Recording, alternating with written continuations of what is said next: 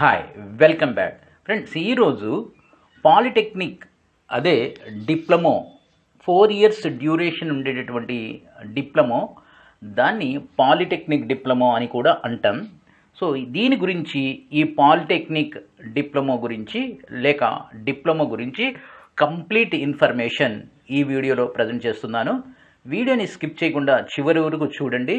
అసలు పాలిటెక్నిక్ లేక డిప్లొమో అంటే ఏంటి, డిప్లొమా ఎలా చేయాలి, డిప్లొమా చేయడానికి బేసికలీగా కావాల్సినటువంటి క్వాలిఫికేషన్స్ ఏంటి, తర్వాత డిప్లొమా అయిన తర్వాత ఎలాంటి ఉద్యోగ అవకాశాలు ఉంటాయి, అంతేకాకుండా డిప్లొమా తర్వాత మనం చదవడానికి ఫర్దర్ స్టడీస్కి వెళ్ళటానికి ఏమైనా అవకాశం ఉందా, ఆ తర్వాత డిప్లొమా చేసిన తర్వాత ఈ ఎలాంటి ఫీల్డ్స్లో ఎలాంటి రంగాల్లో మనం జాబ్ పొందవచ్చు, ఏ ప్రభుత్వ రంగ కంపెనీలు ఈ డిప్లొమా హోల్డర్స్కి జాబ్ ఆఫర్ చేస్తున్నాయి, అలాగే ప్రైవేట్ సెక్టార్లో ఎలాంటి ప్లేసెస్లో ఎలాంటి చోట మనకి జాబ్స్ అనేవి దొరుకుతాయి. సో దీంతో పాటుగా ఇంకా ఏమైనా మిగిలి ఉన్నట్లయితే, ఇంకా ఏమైనా నేను మర్చిపోయినట్లయితే దాన్ని కూడా పూర్తిగా కవర్ చేస్తాను. ఇంకా ఫర్దర్గా మీకు డౌట్స్ ఉన్నట్లయితే సో మీరు కామెంట్ రూపంలో తెలియజేయండి, మీ డౌట్కి రెస్పాండ్ ఇవ్వడం జరుగుతుంది. అయితే ఇక్కడ వచ్చేటటువంటి కామెంట్స్ ఎక్కువగా రావటం, ఉండేటటువంటి నాకు టైం లిమిటెడ్గా ఉండటం వల్ల ఒక్కోసారి మీ డౌట్కి రిప్లై ఇవ్వకపోవచ్చు. దానికోసం మీరు ఏం చేయండి అండి, సో డిసప్పాయింట్ అవ్వకుండా రెండోసారి చేయండి, ఖచ్చితంగా నేను మీ డౌట్కి రెస్పాండ్ ఇస్తాను. అయితే అసలు ఇప్పుడు మన తెలుగు రాష్ట్రాల్లో డిప్లొమా కోర్సెస్ అంటే తెలుగు ఆంధ్రప్రదేశ్లో కానీ తెలంగాణలో కానీ ఈ డిప్లొమాకి పాలిటెక్నిక్ డిప్లొమా అంటాం, లేక పాలిటెక్నిక్ అంటాం. అంటే ఏంటంటే, సో ఇది 10th క్లాస్ తర్వాత ఒక ఎంట్రన్స్ ఎగ్జామ్స్ నిర్వహిస్తారు పాలిటెక్నిక్ అని. సో దానికి మన తెలుగు రాష్ట్రాల్లో డిఫరెంట్ నేమ్స్తో పిలుస్తున్నారు. సో ఎనీహౌ దీనివల్ల ఏమవుతుందంటే, ఈ ఎంట్రన్స్ ఎగ్జామ్లో క్వాలిఫై అవటంతో పాటుగా మంచి ర్యాంక్ అనేది వచ్చినట్లయితే మనం డిప్లొమాలోకి అడ్మిషన్ పొందవచ్చు, డిప్లొమా కోర్సులోకి అడ్మిషన్ పొందవచ్చు. సో అయితే ఇక్కడ మనకి గుర్తుపెట్టుకోవాల్సిన విషయం ఏంటంటే, 10th క్లాస్లో 50% మార్క్స్ అనేవి రావాల్సి ఉంటుంది. ఇప్పటి వరకు అంటే 2020 వరకు ఉన్నటువంటి రూల్ ఇది. ఇక 2021 ఈ ఆంధ్రప్రదేశ్లో కానీ తెలంగాణలో కానీ ఈ పాలిటెక్నిక్ డిప్లొమా యొక్క నోటిఫికేషన్ అనేది రిలీజ్ కాలేదు. కాబట్టి ఆ నోటిఫికేషన్ రిలీజ్ అయినప్పుడు ఏమైనా చేంజెస్ జరిగే అవకాశం ఉంది. ఓకేనా, ఈ సంవత్సరం అలా 50% పెట్టే అవకాశం దాదాపుగా లేదు. బేసికల్లీగా తెలంగాణలో చూసినట్లయితే ఎగ్జామ్స్ అనేవి క్యాన్సిల్ చేస్తారు కాబట్టి జస్ట్ పాస్ అయ్యి ఉంటే అందరూ పాసే కాబట్టి మీరందరూ కూడా ఎలిజిబుల్. ఇక ఆంధ్రప్రదేశ్లో చూసినట్లయితే ప్రస్తుతం ఎగ్జామ్స్ జరుగుతాయా లేవా తెలియదు కాబట్టి సో ఏమైనా దాని గురించి నోటిఫికేషన్లో పర్టికులర్గా చెప్పినట్లయితే ఆ నోటిఫికేషన్ రిలీజ్ అవ్వగానే నేను మీకు తెలియజేస్తాను. అయితే ఈ ఎలిజిబిలిటీ అనేది జస్ట్ 10th క్లాస్ పాస్ అయి ఉంటే సరిపోతుంది. దీనికి ఎంట్రన్స్ ఎగ్జామ్ అనేది నిర్వహించడం జరుగుతుంది. ఈ ఎంట్రన్స్ ఎగ్జాము జనరల్గా అంటే ఇప్పుడున్నటువంటి కోవిడ్ కండిషన్స్ వల్ల అకాడమిక్ ఇయర్స్ అన్నీ కూడా డిస్టర్బెన్స్గా నడుస్తున్నాయి రెండు రాష్ట్రాల్లో కూడా. జనరల్గా ఆ ఎంట్రన్స్ ఎగ్జామ్ అనేది జూలైలో నిర్వహిస్తారు.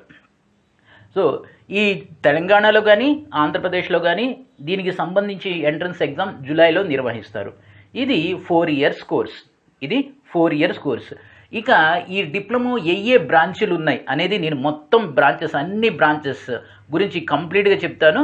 సో ఏ బ్రాంచ్ మంచిది కూడా నేను ప్రస్తుత పరిస్థితుల్లో ఏ బ్రాంచ్ మంచిది కూడా నేను 10 minutes తర్వాత మీకు ఎక్స్ప్లెయిన్ చేస్తాను. సో ఈ విధంగా మనం ఈ కామన్ ఎంట్రన్స్ టెస్ట్ రాయడం వల్ల అడ్మిషన్ పొందవచ్చు. అయితే ఇక్కడ ఎంట్రన్స్ టెస్ట్లో ఏముంటాయి ఇది మనం గుర్తుపెట్టుకోవాలి. ఎంట్రన్స్ టెస్ట్లో ఏముంటుందంటే ఫిజిక్స్, మ్యాథ్స్, కెమిస్ట్రీ. ఈ 10th క్లాస్ స్టాండర్డ్లో ఫిజిక్స్, మ్యాథ్స్, కెమిస్ట్రీ అనేది ఉంటుంది. పేపర్ మొత్తం కూడా ఆబ్జెక్టివ్ టైప్లో ఉంటుంది. అంటే పార్ట్ బి, ఆబ్జెక్టివ్ అంటే పార్ట్ బి. క్వశ్చన్ ఇస్తారు, 4 ఆప్షన్స్ ఇస్తారు, మనకి ఓఎంఆర్ షీట్ ఇస్తారు. ఈ ఓఎంఆర్ షీట్లో మనం బబుల్ చేయవలసి ఉంటుంది. ఇది ఈ విధంగా ఉంటుంది క్వశ్చన్ పేపర్. 150 మార్క్స్ అయినా ఉండొచ్చు, 100 మార్క్స్ అయినా ఉండొచ్చు. సో ఏమైనప్పటికీ కూడా ఉండేటటువంటి సబ్జెక్ట్స్ ఏంటంటే ఫిజిక్స్, కెమిస్ట్రీ, మ్యాథమెటిక్స్ ఇవి కూడా మనకు 10th స్టాండర్డ్ నుంచి వస్తాయి అన్నమాట. సో కాబట్టి ఎవరైతే ఈ డిప్లొమా చేయాలనుకుంటున్నారో ఆ నోటిఫికేషన్ గురించి వెయిట్ చేయకుండా ఈ డిప్లొమా చేయాలనుకుంటున్నటువంటి వాళ్ళు అంటే ఈ టైం నుంచి మీరు ప్రిపేర్ అయితే సరిపోతుంది. ఏం ప్రిపేర్ అవ్వాలి అంటే 8th class, 9th class, 10th class ఈ 3 క్లాసెస్ యొక్క mathematics, physics and chemistry prepare అయితే సరిపోతుంది. ఈజీగా మీరు ఎక్కడ కోచింగ్ తీసుకోకుండా ఈజీగా మీరు మంచి ర్యాంక్ అనేది పొందవచ్చు. కాబట్టి సో ఎవరైతే మీ ఆస్పిరేషన్ మీరు పాలిటెక్నిక్ డిప్లొమా చేయాలనుకుంటుంటే మీ ప్రిపరేషన్ ఈ రోజు నుంచి మొదలు పెట్టండి. ఓకే, ఇక నెక్స్ట్ పాలిటెక్నిక్ అనేది 10th తర్వాత ఇంటర్మీడియట్ ఒక మార్గం, 10th తర్వాత ఐటీఐ ఒక మార్గం, 10th తర్వాత చార్టర్డ్ అకౌంటెన్సీ లాంటి ప్రొఫెషనల్ కోర్సెస్ కూడా చెయ్యొచ్చు. కానీ దాన్ని పక్కన పెట్టేద్దాం. ఇప్పుడు మనం చూసింది ఏంటంటే 10th తర్వాత ఇంటర్మీడియట్ ఒక మార్గం, ఐటీఐ ఒక మార్గం, ఈ డిప్లొమా ఒక మార్గం, ఈ పాలిటెక్నిక్ డిప్లొమా అనేది ఒక మార్గం. అయితే ఇక్కడ ఈ డిప్లొమా కోర్సెస్ అనేవి మన తెలుగు రాష్ట్రాల్లో కొన్ని పాపులర్ కోర్సెస్ ఉన్నాయి. అంటే పాపులర్ అంటే ఏంటంటే ఏ కోర్సుకి త్వరగా జాబ్ వస్తుందో దాన్ని పాపులర్ కోర్సెస్గా మనం చూడొచ్చు. త్వరగా జాబ్ వస్తుంతో పాటు మంచి శాలరీ కూడా ఉండాలి. సో దాన్ని పాపులర్ కోర్సెస్గా మనం చూడొచ్చు. నెక్స్ట్ మనకి ఈ పాలిటెక్నిక్ అనేది ఈ డిప్లొమా అనేది 4 years కోర్స్. ఈ 4 years కోర్స్ కూడా ఖచ్చితంగా మీరు కంప్లీట్ చేయవలసిందే. సో మధ్యలో స్కిప్ అయినట్లయితే మీరు ఆ పాలిటెక్నిక్ డిప్లొమా హోల్డర్ కాలేరు, ఖచ్చితంగా చదవవలసిందే. మన తెలుగు రాష్ట్రాల్లో అంటే తెలంగాణ, ఆంధ్రప్రదేశ్లో చాలా పాలిటెక్నిక్ కాలేజెస్ అనేవి ఉన్నాయి. చాలా ఉన్నాయి పాలిటెక్నిక్ కాలేజెస్. అవి గవర్నమెంట్ కాలేజెస్ ఉన్నాయి, ప్రైవేట్ కాలేజెస్ ఉన్నాయి, తర్వాత ఎయిడెడ్ కాలేజెస్ ఉన్నాయి. ఇక ఇంకో బెనిఫిట్ ఏంటంటే ఇక్కడ మీకు ఈ పాయింట్ కొంచెం వినండి. ఇంకో బెనిఫిట్ ఏంటంటే ఈ పాలిటెక్నిక్ అనేది ఫుల్ డే కోర్స్ కాదు. అంటే ఏవైతే కాలేజెస్ పాలిటెక్నిక్ ఆఫర్ చేస్తున్నాయో అవి షిఫ్టుల వారీగా కోర్సెస్ని ఆఫర్ చేస్తాయి. మార్నింగ్ అరౌండ్లీ 8 to 2 ఒక షిఫ్ట్ ఉంటుంది, లేక 1 వరకు ఒక షిఫ్ట్ ఉంటుంది, తర్వాత 2 to 6 అనేది ఇంకో షిఫ్ట్ ఉంటుంది. మీరు ఏదో ఒక షిఫ్ట్లో అడ్మిషన్ తీసుకొని వేరే టైం మీరు ఏమైనా చేసుకొని డబ్బు అంటే ఫైనాన్షియల్గా కొంచెం అటు ఇటు ఉంటే మనం ఏమైనా చేసుకొని ఫైనాన్షియల్గా స్టెబిలిటీ అవ్వచ్చు, లేకపోతే వేరే కోర్సులు కూడా నేర్చుకోవచ్చు. ఆ విధంగా మనకి ఇక్కడ టైం అనేది మిగులుతుంది. ఇదే విధంగా ఐటీఐ కూడా ఇదే ఫెసిలిటీ ఉంది. కానీ ఇంటర్మీడియట్ చూసినట్లయితే ఇంటర్మీడియట్లో ఇలాంటి ఫెసిలిటీస్ అనేవి లేవు మన తెలుగు రాష్ట్రాల్లో. సో కాబట్టి ఈ పాయింట్ మీకు చాలా ఇంపార్టెంట్ పాయింట్. సో ఎవరైతే చదువుకుంటూ ఏదో డబ్బులు సంపాదించుకోవాలి నా కోసం అనేటటువంటి ఐడియాలజీ ఉన్నప్పుడు మీరు ఏదో ఒక షిఫ్ట్లో జాయిన్ అయితే మీకు ఏదో ఒక షిఫ్ట్లో అడ్మిషన్ ఇస్తారు. ఆ తర్వాత మిగిలినటువంటి టైం మీరు ఇన్వెస్ట్ చేయవచ్చు, మనీ ఎర్నింగ్ కోసం మీరు ఇన్వెస్ట్ చేయవచ్చు. ఇది ఒకటి చాలా ఇంపార్టెంట్ పాయింట్. ఓకే, మీరు ఈ డిప్లొమా 4 years చేసిన తర్వాత అసలు డిప్లొమాలో ఏం కోర్సెస్ ఉంటాయి, ఏం సబ్జెక్ట్స్ ఉంటాయి? బేసికల్లీగా ఒకటి హ్యూమనిటీస్ సబ్జెక్ట్స్ ఉంటాయి. ఏంటంటే మ్యాథ్స్, ఫిజిక్స్, కెమిస్ట్రీ ఉంటాయి. అవి 4 years ఉంటాయా? 4 years ఉండవు, ఫస్ట్ ఇయర్ మాత్రమే ఉంటాయి మ్యాథ్స్, ఫిజిక్స్, కెమిస్ట్రీ.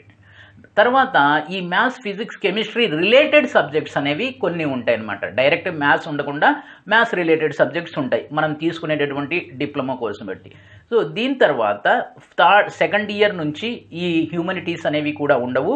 ప్యూర్గా మీరు తీసుకున్నటువంటి బ్రాంచ్కి రిలేటెడ్ సబ్జెక్ట్స్ మాత్రమే ఉంటాయి. నెక్స్ట్ ఈ పాస్ మార్క్స్ గురించి ఏంటంటే 35 మార్క్స్, 100 మార్క్స్కి 35% మార్క్స్ వస్తే మీరు పాస్ అయినట్లే. ఇది డిప్లొమా 4 సంవత్సరాల కోర్సు. సో అయితే మ్యాథ్స్, ఫిజిక్స్, కెమిస్ట్రీ అనేవి ఫస్ట్ ఇయర్లో ఉంటాయి. ఆ తర్వాత ప్యూర్గా మీరు తీసుకున్నటువంటి బ్రాంచ్ రిలేటెడ్ కోర్సెస్ అనేవి ఉంటాయి. ఓకేనా? రైట్. ఇక్కడ సో నేను ఇక్కడ ఒక పాయింట్ చెప్తాను. ఏంటంటే మీరు గనక డిప్లొమా మీద అంటే డిప్లొమా కంప్లీట్ అవ్వగానే త్వరగా జాబ్ సంపాదించాలి అంటే మీరు సబ్జెక్ట్ నేర్చుకోవాల్సింది. సబ్జెక్ట్ నేర్చుకోకుండా జస్ట్ టైంపాస్ చేసినట్లయితే బయటకు వచ్చిన తర్వాత మీరు త్వరగా లైఫ్లో అంటే జాబ్ సంపాదించలేరు. ఈ పాయింట్ బాగా గుర్తుపెట్టుకోండి. కాబట్టి మీరు ఏ కాలేజీలో అయితే అడ్మిషన్ తీసుకుంటున్నారో ఆ కాలేజీ హిస్టరీ చూడండి. ఆ కాలేజీ యొక్క హిస్టరీ చూడండి. హిస్టరీ అంటే ఏంటి?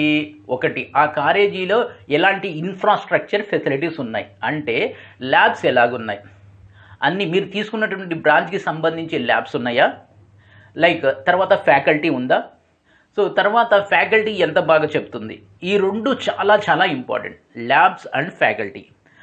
అంటే టీచర్స్. మూడో పాయింట్ ఏంటంటే ఆ కాలేజీ ప్రీవియస్గా ఆ కాలేజీ నుంచి పాస్ అయినటువంటి విద్యార్థులు ఏ విధంగా అంటే ప్లేస్మెంట్స్ ఏమైనా కల్పించిందా, పాస్ అయిన విద్యార్థులకి అంటే డిప్లొమా కంప్లీట్ చేసినటువంటి విద్యార్థులకి ఆ సోకాల్డ్ కాలేజీ ప్లేస్మెంట్స్ ఏమైనా కల్పించిందా, ప్లేస్మెంట్ డ్రైవ్స్ ఏమైనా ఆ కాలేజీలో జరుగుతూ ఉంటాయా, ఈ 3 పాయింట్స్ మీరు గుర్తుపెట్టుకోవాలి. సో కాబట్టి మీకు కొంచెం దూరం దగ్గర ఆ పాయింట్ని పక్కన పెట్టి మంచి కాలేజీని సెలెక్ట్ చేసుకోండి. ఆ తర్వాత ఇంకో మీకు ఆఫర్ కూడా ఉంది. అదేంటంటే ఫస్ట్ ఇయర్ కంప్లీట్ అయిన తర్వాత మీరు కాలేజీ మారాలనుకుంటే కాలేజీ కూడా మారచ్చు, కానీ అది పెద్ద ప్రొసీజర్ అనుకో. అయితే బెస్ట్ ఏంటంటే మంచి కాలేజీని సెలెక్ట్ చేసుకోండి. మంచి గ్రూప్ సెలెక్ట్ చేసుకోవటం ఆ విషయంలో నేను 100% మీకు ఇప్పుడు చెప్తాను ఎలాంటి గ్రూప్ తీసుకోవాలి అనేది. కానీ మంచి కాలేజీ అనేది మీకున్నటువంటి అవేర్నెస్తో సెలెక్ట్ చేసుకోండి. కాలేజీ మంచిగా లేకపోతే జస్ట్ మీరు 4 ఇయర్స్ అనేది టైం పాస్ చేసినట్లయితే బయటకు వచ్చిన తర్వాత చాలా కష్టపడతారు జాబ్ పొందే విషయంలో. సో కాబట్టి కాలేజీ సెలెక్షన్ అనేది చాలా ఇంపార్టెంట్. మరొకసారి చెప్తాను, కాలేజీ సెలక్షన్లో మీరు చూడవలసినటువంటి పాయింట్ ఏంటంటే ఫస్ట్ ఇన్ఫ్రాస్ట్రక్చర్, అంటే ల్యాబ్స్ ఉన్నాయా, తర్వాత ఆ ల్యాబ్స్ ఉంటే ఆ ల్యాబ్లో ప్రాక్టికల్స్ ఎలా జరుగుతున్నాయి, నెక్స్ట్ అక్కడ ఉండేటటువంటి ఫ్యాకల్టీ టీచర్స్. మూడోది పాయింట్ ఏంటంటే పాస్ట్ హిస్టరీ. సో గతంలో చదివినటువంటి విద్యార్థులకు ఆ కాలేజీ ఎలాంటి ప్లేస్మెంట్ సౌకర్యాలు కల్పించింది, ఈ 3 పాయింట్స్ బాగా గుర్తుపెట్టుకోండి, అందుకే రిపీట్ చేశాను. Okay right. సో జనరల్గా మనం పాలిటెక్నిక్ రెండు ఉద్దేశాలతో చేస్తాం. ఎవరైతే పాలిటెక్నిక్ జాయిన్ అవుతారో వాళ్ళకి ఒక ఐడియాలజీ ఉంటుంది, ఒక ప్లాన్ ఉంటుంది. ఏంటంటే పాలిటెక్నిక్ డిప్లొమా అనమాట. ఈ డిప్లొమా అయిపోగానే ఇమీడియట్లీగా నేను జాబ్ సంపాదించాలి, ప్లేస్మెంట్ పొందాలి, ఉద్యోగం సంపాదించిన తర్వాత ఉద్యోగం చేస్తూ నెక్స్ట్ ఫర్దర్ స్టడీస్ చేయాలి. ఇది కొందరికి ఇలా ఉంటుంది. రెండోది ఏంటంటే డిప్లొమా చేసిన తర్వాత ఇంజనీరింగ్ చేయాలి అని మరికొందరు అనుకుంటూ ఉంటారు. సో ఇక్కడ మీకు ఇంకో పాయింట్ చెప్తున్నాను చూడండి, ఇది చాలా చాలా ఇంపార్టెంట్ పాయింట్. అదేంటంటే ఇక్కడ మీరు ఐటీఐ అంటాం కదా, ఈ ఐటీఐలో ఏదైనా ఒక ట్రేడ్ చేసి ఐటీఐ తర్వాత మీరు డిప్లొమా కూడా చదవచ్చు. ఐటీఐ గురించి నేను ఒక వీడియో అప్లోడ్ చేశాను, చూడకపోతే చూడండి. సో ఐటీఐ చేసిన తర్వాత కూడా మనం డిప్లొమా చేయొచ్చు. ఎలాగంటే ITI for an example, so fitter చేశారనుకోండి, ITI fitter 2 years trade, 2 years course. ఆ 2 ఇయర్స్ అయిపోయిన తర్వాత వీళ్ళకి మీతో పాటు కాకుండా ఒక ప్రత్యేకమైన ఒక సపరేట్ ఎంట్రన్స్ టెస్ట్ అనేది నిర్వహిస్తారు. ఈ విధంగా ఐటీఐ చేసిన వాళ్ళకి డిప్లొమాలో అడ్మిషన్స్ కోసం. సో వాళ్ళు ఆ టెస్ట్ రాయాలి. ఆ టెస్ట్ రాసినప్పుడు వాళ్ళు ఏం చేస్తారు, వాళ్ళకి ఫస్ట్ ఇయర్ అడ్మిషన్ ఇవ్వరు, సెకండ్ ఇయర్లో అడ్మిషన్ అనేది ఇస్తారు. ఆ విధంగా కూడా ఐటీఐ చేసి కూడా ఈ విధంగా డిప్లొమా అనేది చెయ్యొచ్చు. నెక్స్ట్ ఓకే, ఇక్కడ డిప్లొమా అయిపోయిన తర్వాత ఉద్యోగం పొందొచ్చు, ఉద్యోగం కోసం ప్రయత్నం చేయొచ్చు. నెక్స్ట్ దీంతో పాటుగా మనం ఫర్దర్ స్టడీస్ కూడా చదవచ్చు. ఎలాగంటే ఈ డిప్లొమా అయిపోయిన తర్వాత ఇంజనీరింగ్లో అడ్మిషన్ పొందొచ్చు. దానికోసం మన తెలుగు రాష్ట్రాలు ప్రత్యేకంగా ఎంట్రన్స్ టెస్ట్ నిర్వహిస్తాయి. ఈ ఎంట్రన్స్ టెస్ట్ కేవలం మీలాగా డిప్లొమా కంప్లీట్ చేసినటువంటి వాళ్ళు మాత్రమే రాయాలి. వాళ్ళకి సెకండ్ ఇయర్లో అడ్మిషన్ పొందుతారు. దాన్నే లేటరల్ ఎంట్రీ స్కీమ్ అంటాం. ఈ విధంగా సెకండ్ ఇయర్లో అడ్మిషన్ అనేది మీకు దొరుకుతుంది. ఇక్కడ మీరు డిప్లొమాలో ఏ బ్రాంచ్ అయితే చేశారో, for example diploma in mechanical engineering చేశారనుకోండి. సో మీరు ఇంజనీరింగ్ అడ్మిషన్ అయిన తర్వాత సెకండ్ ఇయర్లో ఎప్పుడైతే మీరు అడ్మిట్ అవుతారో అప్పుడు కూడా మీరు డిప్లొమా ఇన్ మెకానికల్ ఇంజనీరింగ్ మాత్రమే చేయవలసి ఉంటుంది. అక్కడ మెకానికల్ ఇంజనీరింగ్ చేసేసి ఇక్కడ సివిల్ ఇంజనీరింగ్ చేస్తాను అంటే అవ్వదనమాట. అది ఒకటి గుర్తుపెట్టుకోండి. సో ఇక్కడ మీరు రెగ్యులర్గా ఇంజనీరింగ్ చేసే వాళ్ళకు 4 సంవత్సరాలు, ఇక్కడ మీకేంటంటే 3 సంవత్సరాల్లో ఇంజనీరింగ్ అనేది పూర్తవుతుంది. ఇక్కడ మీరు గుర్తుపెట్టుకోవాల్సిన విషయం ఏంటంటే మీకు మీకు నాలెడ్జ్ అనేది చాలా ఎక్కువగా ఉంటుంది. ఒక ఇంటర్మీడియట్ చదివిన తర్వాత ఒక విద్యార్థి ఇంజనీరింగ్ అడ్మిషన్ పొంది 4 ఇయర్స్ ఇంజనీరింగ్ కంప్లీట్ చేసిన తర్వాత ఆ విద్యార్థికి ఉండేటటువంటి నాలెడ్జ్ డిప్లొమా పూర్తి చేసి డిప్లొమా తర్వాత ఎంట్రన్స్ టెస్ట్ రాసి సెకండ్ ఇయర్ లేటరల్ ఎంట్రీ స్కీమ్లో ఇంజనీరింగ్ అడ్మిషన్ పొంది ఇంజనీరింగ్ కంప్లీట్ చేసినటువంటి విద్యార్థులకి ఉండేటటువంటి నాలెడ్జ్ చాలా డిఫర్గా ఉంటుంది. ఈ విధంగా సెకండ్ మెథడ్లో వెళ్ళేటటువంటి వాళ్ళకి ఖచ్చితంగా నాలెడ్జ్ ఎక్కువగా ఉంటుంది. ఎందుకు అంటే మీరు డిప్లొమా ఒక 4 సంవత్సరాలు చదివారు, ప్లస్ ఇక్కడ ఒక 3 సంవత్సరాలు 7 సంవత్సరాలు చదివారు అనమాట. వాళ్ళు ఏం చదివారు, ఇంటర్మీడియట్ 2 ఇయర్స్ చదివారు, ఇక్కడ ఒక 4 ఇయర్స్ చదివారు. 7 ఇయర్స్ వాళ్ళు చదివింది 7 ఇయర్సే, మీరు చదివేది 7 ఇయర్సే. వచ్చేటటువంటి బెనిఫిట్ ఏంటంటే వాళ్ళు ఇంటర్మీడియట్లో అన్ని సబ్జెక్ట్స్ నేర్చుకుంటారు, లాంగ్వేజెస్ ఇవన్నీ ఉంటాయి కదా, నేర్చుకుంటారు. ఎంపీసీ అనుకుంటే maths, physics, chemistry plus Telugu, English ఇవన్నీ నేర్చుకుంటారు. కానీ ఏమీ నేర్చుకోరు. ఫస్ట్ ఇయర్లో ఉన్న సెకండ్ ఇయర్ నుంచి పూర్తిగా మీకు మీ బ్రాంచ్ రిలేటెడ్ సబ్జెక్ట్సే ఉంటాయి. కాబట్టి మీకు సబ్జెక్ట్లో నాలెడ్జ్ చాలా ఎక్కువగా ఉంటుంది. కండిషన్స్ అప్లై ఏంటంటే మీరు కరెక్ట్గా సబ్జెక్ట్ని నేర్చుకున్నట్లయితే ఈ పాయింట్ అనేది చాలా ఇంపార్టెంట్. ఓకే, ఆ విధంగా బీటెక్ అనేది చేయొచ్చు. బీటెక్ తర్వాత మళ్ళీ మీరు ఎంటెక్ కూడా చేయొచ్చు. ఎంటెక్ చేయడానికి మీరు మళ్ళీ మన 2 రాష్ట్రాల్లో కూడా యూనివర్సిటీస్ లెవెల్లో లేక స్టేట్ గవర్నమెంట్స్ కండక్ట్ చేసేటటువంటి ఎంట్రన్స్ టెస్ట్ రాయాలి, దాంట్లో క్వాలిఫై అవ్వాలి, దాని ద్వారా ఎంటెక్ అనేది కూడా చేయొచ్చు. అయితే మీరు ఒకసారి ఇలాగ ఆలోచించండి. ఐటీఐ చేసి డిప్లొమా చేయొచ్చు, డిప్లొమా చేసిన తర్వాత ఇంజనీరింగ్ చేయొచ్చు, అంటే బీటెక్ చేయొచ్చు, బీటెక్ చేసిన తర్వాత ఎంటెక్ కూడా చేయవచ్చు. ఈ విధంగా ఇలా మనం చేయవచ్చు. ఇది మనం కెరీర్ గ్రోత్. ఈ విధంగా మనం చదువు డిప్లొమాతో ఆపకుండా ఫర్దర్గా కూడా మనం చదువుకోవచ్చు. ఈ చదువుతో పాటుగా మనం జాబ్ చేసుకుంటూ కనుక చదివామనుకోండి, మంచి నాలెడ్జ్ అనేది వస్తుంది. మీకు ఇంజనీరింగ్ అయిపోగానే ఇమీడియట్లీగా మంచి ఉద్యోగాలు అనేవి దొరుకుతాయి. మీరు ఏ బ్రాంచ్ ఎంచుకున్నా ఇంజనీరింగ్ స్టూడెంట్తో కంపేర్ చేసుకున్నట్లయితే మీకు మంచి ఫ్యూచర్ అనేది ఉంటుంది. కాబట్టి ఎవరైతే 10th క్లాస్ అయిపోయిందో వాళ్ళు కూడా ఒకసారి ఆలోచించండి. అంతేగాని నేను చెప్తున్నానని కాదు, ఒకసారి ఆలోచించండి. ఓకేనా, రైట్. ఇక మనం ఇక్కడ జాబ్ ఆపర్చునిటీస్ గురించి చెప్పే ముందు దేశంలో ఎలాంటి డిప్లొమాస్ ఉన్నాయి, ఏది మంచిది అనేది ఇక్కడ చూద్దాం.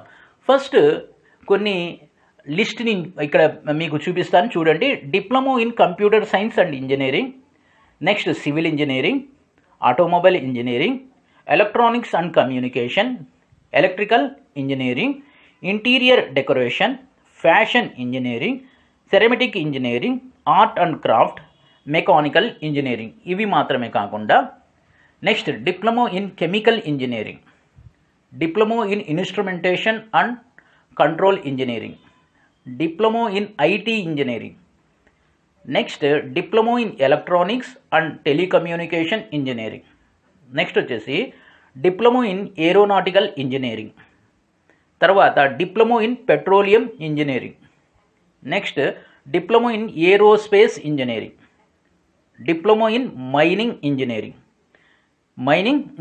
Next diploma in automobile engineering, next diploma in genetic engineering, diploma in biotechnology engineering, diploma in plastic engineering, diploma in agriculture engineering, diploma in food processing and technology, diploma in dairy technology and engineering, diploma in power engineering. ఇవి బేసికల్లీగా మన దేశవ్యాప్తంగా, నేను మన తెలుగు రాష్ట్రాల గురించి కాదు, దేశంలో ఉన్నటువంటి ఫేమస్ చాలా ఉన్నాయి, ఇంకా చాలా ఉన్నాయి. కానీ కొన్ని బాగా పాపులర్ అయిన, ఎక్కువ మంది స్టూడెంట్స్ అడ్మిషన్ పొందుతున్నటువంటి వాటితో పాటుగా ఎక్కువ మంది అడ్మిషన్తో పాటుగా త్వరగా జాబ్స్ వస్తున్నటువంటి వాటినే నేను ఇక్కడ లిస్ట్ అవుట్ చేశాను. ఓకేనా. ఇక్కడ నేను కొన్ని ఇంపార్టెంట్ అంటే బాగా పాపులారిటీ ఉన్నటువంటి కోర్సెస్ని నేను మీకు మళ్ళీ చెప్తాను. ఈ అన్నిట్లో నుంచి ఈ పాపులారిటీని ఏ విధంగా ఫైండ్ అవుట్ చేశాను, ఏ ప్రొసీజర్ నేను యూజ్ చేశానంటే, ఒకటి మన తెలుగు రాష్ట్రాల్లో ఎక్కువ మంది విద్యార్థులు చదువుతున్నటువంటి బ్రాంచ్. నెక్స్ట్ పాయింట్ ఏంటంటే ఈ బ్రాంచ్కి త్వరగా ఉద్యోగ అవకాశాలు రావటం. మూడోది, వీళ్ళకి మిగిలినటువంటి బ్రాంచ్ చేసిన వాళ్ళకల్లా శాలరీస్ ఎక్కువగా ఉండటం. జనరల్గా ఏ బ్రాంచ్కి అయితే మార్కెట్లో డిమాండ్ ఉంటుందో ఆ బ్రాంచ్నే విద్యార్థులు సెలెక్ట్ చేసుకుంటారు. నేను కూడా అదే ఫార్ములా, అదే ప్రొసీజర్ అనేది ఫాలో అవుతున్నాను. సో దీంట్లో నేను కొన్ని ఇంజనీరింగ్ బ్రాంచెస్ చెప్తాను. ఇది ఖచ్చితంగా మీరు సెలెక్ట్ చేసుకోవాలని కాదు, మీ ఇష్టం.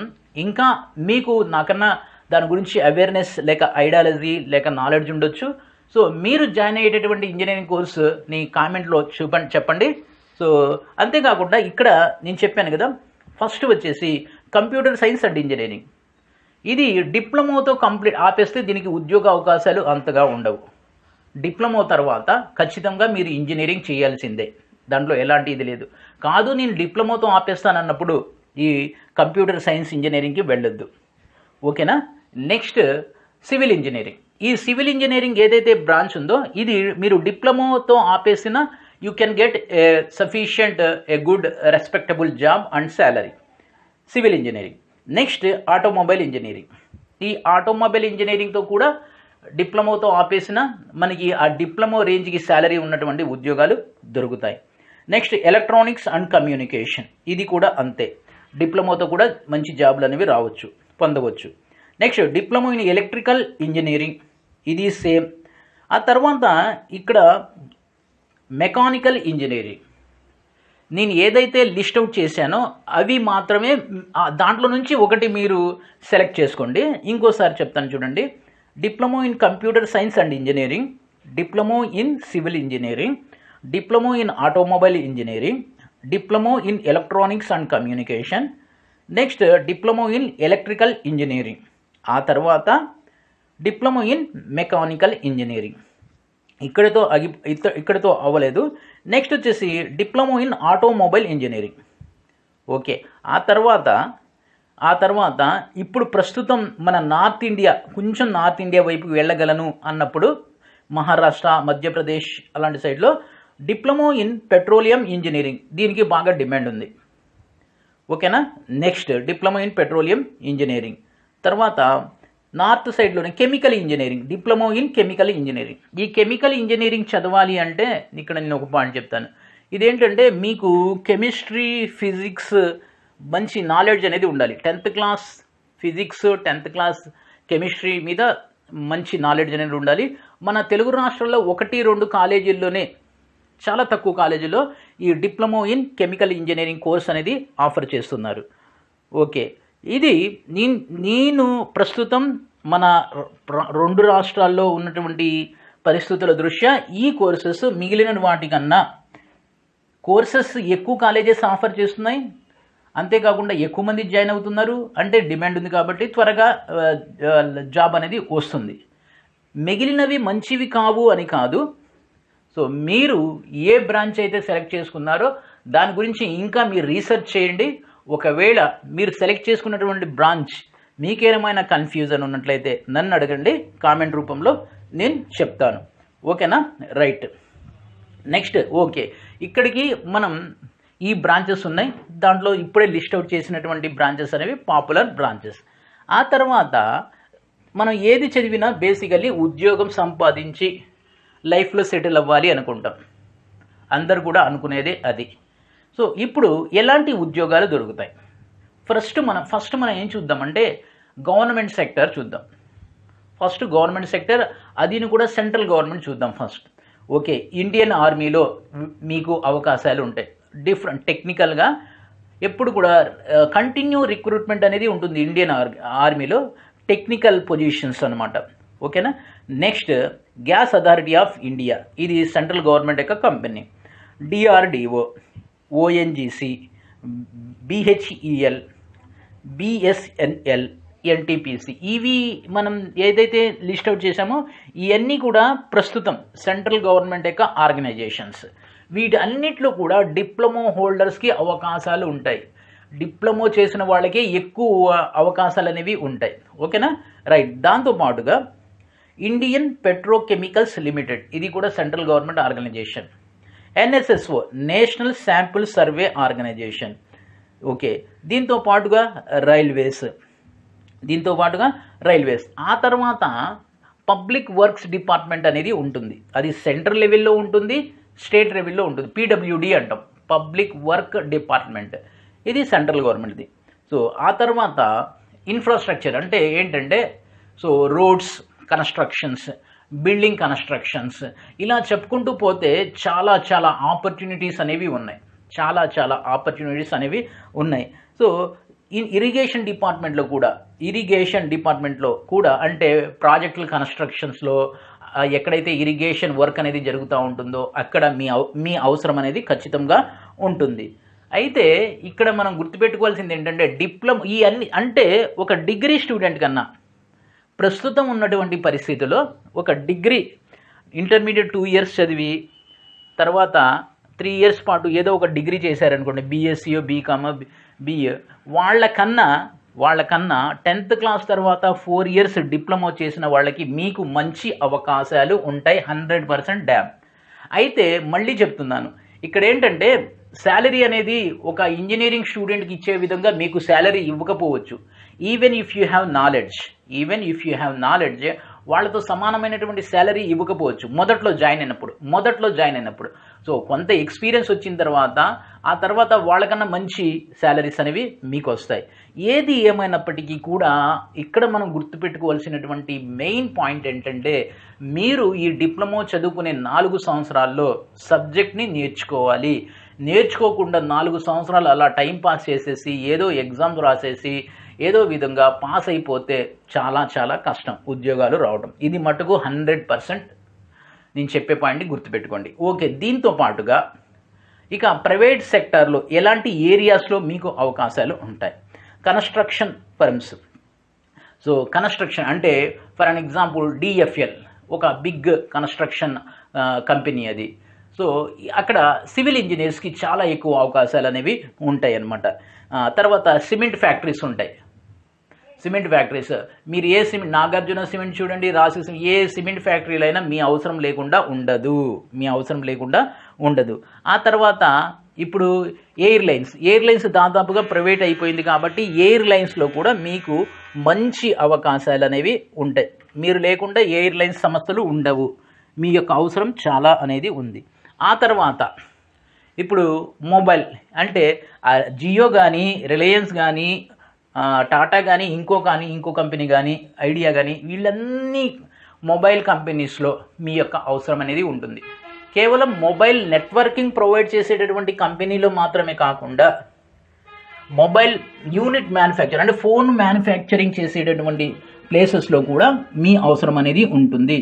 ఇప్పుడు చాలా యూరోపియన్ కంట్రీస్ కానీ, చైనా కంపెనీస్ కానీ ఇండియాలో సొంతగా మ్యానుఫ్యాక్చరింగ్ ప్లాంట్స్ అనేవి పెట్టుకుంటున్నాయి. కాబట్టి రానున్నటువంటి భవిష్యత్తులో మీ యొక్క అవసరం ఇంకా పెరుగుతుంది. ఆ తర్వాత సాఫ్ట్వేర్ కంపెనీస్. మీరు కంప్యూటర్ సాఫ్ట్వేర్ చేయకపోయినప్పటికీ కూడా, ఏ మెకానికలో ఏ ఎలక్ట్రికలో చేసినప్పటికీ కూడా మీకు సాఫ్ట్వేర్ డెవలపర్గా కాకుండా కేవలం ఒక సాఫ్ట్వేర్ కంపెనీ చూసినట్లయితే అందరూ కూడా సాఫ్ట్వేర్ ఇంజనీర్స్ ఉండరు. సో దాన్ని మెయింటెనెన్స్ చేయాలి, జనరేటర్స్ ఉంటాయి, చాలా ఉంటుంది. ఇలాంటి చోట ఎలక్ట్రికల్ ఇంజనీర్స్, ఎలక్ట్రానిక్ ఇంజనీర్స్, తర్వాత మెకానికల్ ఇంజనీర్స్, వీళ్ళ అవసరం చాలా ఉంటుంది. Even they are software companies. అలా అంతేకాకుండా ఇప్పుడు టాటా, అశోక్ లైలాండ్ ఇలాంటి మనకి 2 వీలర్స్ కానీ 4 వీలర్స్ కానీ మ్యానుఫ్యాక్చర్ కంపెనీస్ ఉన్నాయి కదా. మీరు 2 వీలర్స్ చూసినట్లయితే హోండా, హీరో, తర్వాత 4 వీలర్స్ చూసినట్లయితే టాటా, అశోక్ లైలాండ్, ఇవన్నీ ఈ ప్రతి చోట కూడా మీ అవసరం అనేది చాలా ఎక్కువగా ఉంది. అంతేకాకుండా ఎలక్ట్రికల్ అండ్ ఎలక్ట్రానిక్స్ చేసిన వాళ్ళకి ప్రతి టీవీ మ్యానుఫ్యాక్చరింగ్ కంపెనీ, ప్రతి మొబైల్ మ్యానుఫ్యాక్చరింగ్ కంపెనీ ఇక అన్లిమిటెడ్ ఆపర్చునిటీస్ అనేవి ఉన్నాయి. ఇన్ని అవకాశాలు ఉన్నాయి. కానీ మనకి కావాల్సింది ఏంటంటే డిప్లొమాలో మనం ఫస్ట్ సబ్జెక్ట్ నేర్చుకోవాలి. రెండోది ఏంటంటే సబ్జెక్ట్తో పాటుగా కమ్యూనికేషన్ స్కిల్స్ అనేవి చాలా ముఖ్యం. కేవలం సబ్జెక్ట్ వచ్చినంత మాత్రాన మీరు జాబ్ అనేది పొందలేరు. కమ్యూనికేషన్ స్కిల్స్ కూడా కావాలి. ఈ కమ్యూనికేషన్ స్కిల్స్ అంటే ఒక ఇంజనీరింగ్ గ్రాడ్యుయేట్కి కావాల్సినంత మీకు అవసరం ఉండకపోవచ్చు, కానీ ఖచ్చితంగా కమ్యూనికేషన్ స్కిల్స్ అనేవి ఉండాలి. ఇంగ్లీష్లో గ్రిప్ ఉండాలి, ఇంగ్లీష్లో మీ అభిప్రాయాన్ని కన్వే చేసే నాలెడ్జ్ ఉండాలి. Without communication skills, even if you have 100% knowledge, you cannot get the job. So కాబట్టి మీరు ఇక్కడ గుర్తుపెట్టుకోవాల్సింది ఒకటి, మీకు డిప్లొమా అవ్వగానే మీకు ఉద్యోగం, మంచి ఉద్యోగం, చాలా అవకాశాలు ఉన్నాయి. సో డిగ్రీ కన్నా చాలా చాలా బెటర్. డిగ్రీ చేసిన వాళ్ళు, ఇంజనీరింగ్ చేసిన వాళ్ళు చాలామంది రోడ్డు మీద ఉన్నారు. ఎందుకు ఇంజనీరింగ్ చేసిన వాళ్ళు రోడ్డు మీద ఉన్నారు? వాళ్ళు సబ్జెక్ట్ని నేర్చుకోరు. సబ్జెక్ట్ నేర్చుకున్న వాళ్ళు ఎలాగో అలాగా సెటిల్ అయిపోతారు. సో కాబట్టి మీరు 4 years చదువుతారు, మీకు నాలెడ్జ్ ఎక్కువగా ఉంటుంది. ఆ తర్వాత ఈ కంపెనీస్ ఏవైతే ఉన్నాయో, ప్రైవేట్ కంపెనీస్, ముఖ్యంగా ఈ ప్రైవేట్ కంపెనీస్లోనే జాబ్ ఆపర్చునిటీస్ ఎక్కువగా ఉంటాయి. ఈ కంపెనీస్ ఏవైతే ఉన్నాయో అవి సో ఇంజనీరింగ్ స్టూడెంట్ కన్నా మీకు ఎక్కువ ప్రిఫర్ ఇస్తాయి. ఎందుకు? మీరు 4 years చదువుతారు. రెండోది ఏంటంటే వాళ్ళు ఎక్కువ శాలరీని డిమాండ్ చేస్తారు. ఇక శాలరీ విషయం అనేది చూద్దాం. ఒక ఫ్రెషర్గా, యాజ్ ఏ ఫ్రెషర్గా మన ఆంధ్రప్రదేశ్లో కానీ, తెలంగాణలో కానీ, మన తెలుగు రాష్ట్రాల్లో ఏ బ్రాంచ్ చేసినప్పటికీ కూడా నేను యావరేజ్ వాల్యూ చెప్తున్నాను, ఒక యావరేజ్ వాల్యూ అనేది చెప్తాను. సో 4 years అయిన తర్వాత మీకు కనీసం 18,000 శాలరీ, అంటే ఈ టైంలో 4 years తర్వాత నేను చెప్పట్లా, 18,000 శాలరీ పర్ మంత్గా మీరు ఉద్యోగం పొందవచ్చు without any knowledge, with a fresher. So 4 years తర్వాత ఇది 25,000 అవ్వచ్చు. నేను ఈ రోజుల విషయం చెప్తున్నాను. ఎవరైతే డిప్లొమా జాయిన్ అవ్వాలనుకుంటున్నారో ఒకసారి ఆలోచించండి. ఇంకా మీకేమైనా డౌట్స్ ఉంటే కమెంట్ రూపంలో చెప్పండి. సో ఇది డిప్లొమా గురించి, పాలిటెక్నిక్ డిప్లొమా గురించి కంప్లీట్ ఇన్ఫర్మేషన్. ఇన్ కేస్ నేను ఎక్కడైనా ఏదైనా మిస్ అయితే సో కామెంట్ రూపంలో తెలియజేయండి, దాన్ని రెక్టిఫై చేస్తాను. ఈ వీడియో కనుక మీకు నచ్చినట్లయితే లైక్ చేయండి, షేర్ చేయండి, సబ్స్క్రైబ్ చేసుకొని